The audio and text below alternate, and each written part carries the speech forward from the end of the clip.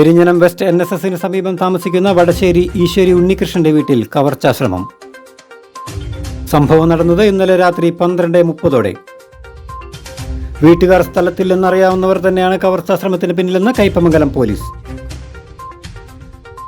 വീട്ടിൽ നായയ്ക്ക് ഭക്ഷണം നൽകി മയക്കിക്കെടുത്തിയാണ് മോഷണശ്രമമെന്ന് നിഗമനം.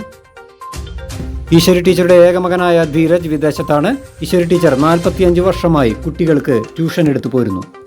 ഞങ്ങൾ ഇന്നലെ കുറച്ച് ആൾക്കാർ ഒരു 6:30 ഗുരുവായൂർ അമ്പലത്തിൽ പോയി തൊഴാനായിട്ട്. അവിടുത്തെ ശിവേലിയൊക്കെ കഴിഞ്ഞ് തൊഴുത് ഒക്കെ വന്നപ്പോൾ ഒരു 11:30 ഗുരുവായൂരിൽ നിന്ന് ഞങ്ങൾ പോരുമ്പോൾ. തിരിച്ച് ഞാൻ ഇവിടെ ഒരു 12:30 എത്തി. അങ്ങനെ ട്രാവലറിലാണ് പോയിരുന്നത്. അവിടെ നിന്ന് തിരിച്ചിവിടെ കൊണ്ടുവന്ന് വിട്ടിട്ട് ഞാൻ ഇറങ്ങി വന്ന് വീടിൻ്റെ അവിടെ നോക്കുമ്പോൾ വീടിൻ്റെ വാതിൽ തുറന്നെടുക്കണം. അപ്പോൾ ഞാൻ ആകെ പേടിച്ചു. അത് കഴിഞ്ഞിട്ടപ്പോൾ ഞാൻ വണ്ടിയിലുണ്ടായിരുന്നവരെ വിളിച്ചു. അവരോടി വന്നു. അങ്ങനെ അകത്ത് കയറി നോക്കിയപ്പോൾ അലമാരിയൊക്കെ തുറന്നെടുക്കുന്നതാണ് കണ്ടത്. അപ്പോൾ കൂടെ വന്നവർ ചോദിച്ചു എന്തെങ്കിലും നഷ്ടപ്പെട്ടിട്ടുണ്ടോയെന്ന്. അപ്പോൾ നോക്കിയപ്പോൾ ഒന്നും സംഭവിച്ചിട്ടില്ല. ഞാൻ സാധാരണ താക്കോല് വയ്ക്കാറുള്ളിടത്താണ് വെച്ചിരുന്നത്.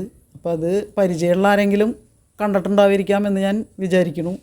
പിന്നെ പോലീസിൽ ഞാൻ ഇൻഫോം ചെയ്തു. അതനുസരിച്ച് ഇന്ന് പോലീസുകാർ വന്നിരുന്നു.